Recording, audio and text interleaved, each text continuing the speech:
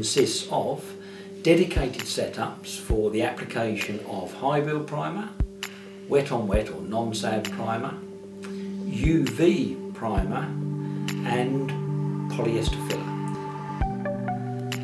This gun is set up with the 1.8 setup, which is really the preferred setup for high build primer. Some people prefer the 1.6, so in essence either 1.6 or 1.8 is perfect for your high builds.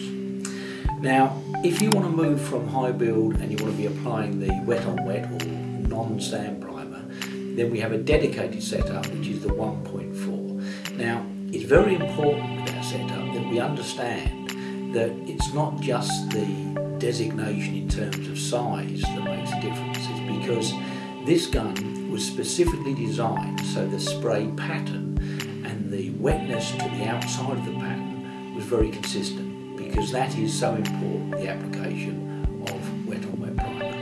Now another interesting point about the application of wet on wet is that this gun is very flexible and you can use it at anywhere from really 1.5 to bar. So if you're looking for very, very high material economy, particularly with the non-sands, then I would suggest you apply it at about 1.5 with the gun trigger.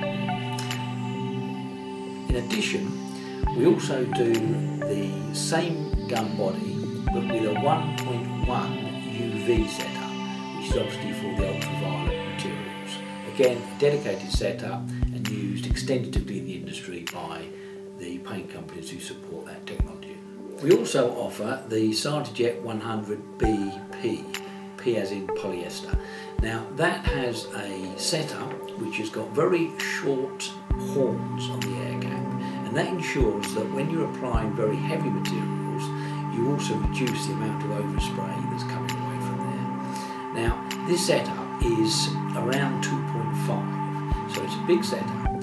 Now it really has proved extremely popular with the sort of guys who are doing restoration work, where they may be covering the entire body of a vintage vehicle with this polyester. Now I've spoken to many guys who said it's possibly the most important gun in their arsenal, because if you haven't got a gun dedicated to do that, it can be a very, very time consuming and awkward process. So when you look at the 100, there are a couple of differences with the standard guns. The RP version we've talked about primarily is designed with the blue air cap ring.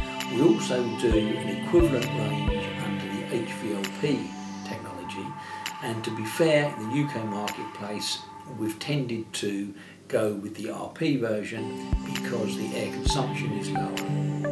And then finally the BP version, in fact on that one the gun body is in black and the air cap